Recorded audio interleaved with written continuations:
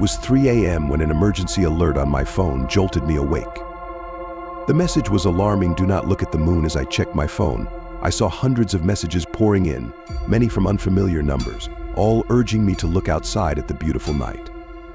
Feeling extremely uneasy and confused, I put my phone down, clueless about the bizarre situation unfolding. I'm easily persuaded and tend to believe what I hear, so I decided to follow the warning and avoid looking outside. I sat down, trying to think about the current situation, considering the possibility of a large-scale phone hacking event. To make sure I wasn't imagining things, I checked my phone again, confirming that the messages were real. Among them was one from my mother. "Oh honey, you should go outside, it's truly stunning." Panic started to set in. Even my mother seemed to be part of this strange game. Was this some kind of elaborate prank? I texted my mother, "What's happening? Why should I look outside?" She replied, "It's so beautiful out there, honey.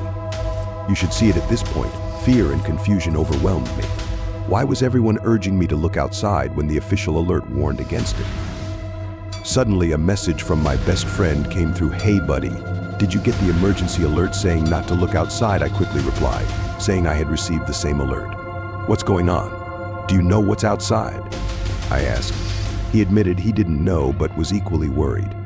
I told him about the conflicting messages from my mother and others. "This is so weird," he said. Before I could respond, there was a knock on my door. "Honey," it was my mother's voice. I asked if she had received any strange messages. "Strange messages? No, not at all," she replied.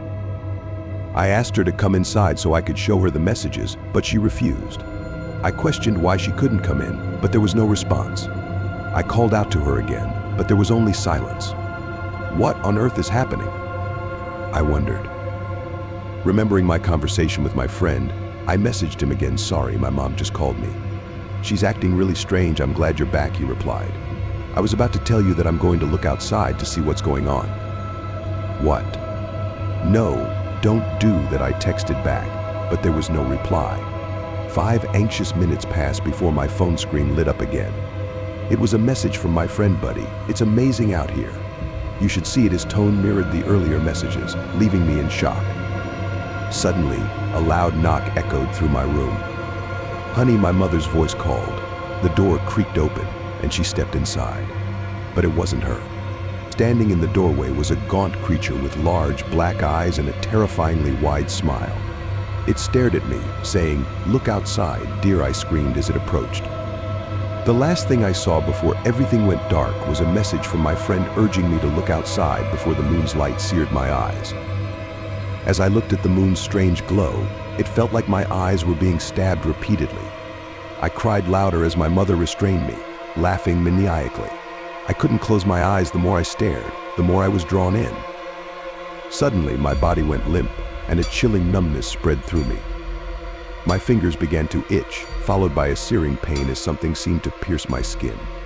Looking down, I saw my fingers elongate, my nails sharpening.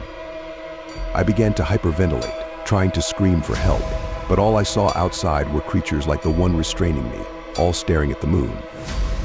I felt something moving inside me, a sharp pain in my stomach, as it seemed to be crushed and reshaped. My horror grew as my body elongated and transformed, my screams tearing at my throat. Then it stopped. My mother released me, and I stood, unable to control my own body. She looked at me with a wider grin, whispering, "Isn't it beautiful?" A tear fell from her black eyes. I tried to scream, but my mouth remained shut until it opened of its own accord. "Of course, mother," my voice said, though it wasn't truly mine. I realized my mother was trapped inside the creature, forced to witness its actions. Despair filled me as the creature took my hand, leading me outside. We joined a procession of similar beings on the street, neighbors now transformed. I wanted to ask my mother what to do, but all I could do was think it. The creature glanced at me as if it had heard my unspoken question, then continued walking towards an old friend's house. As we walked, I began to cry. What was happening? Was this the end of humanity?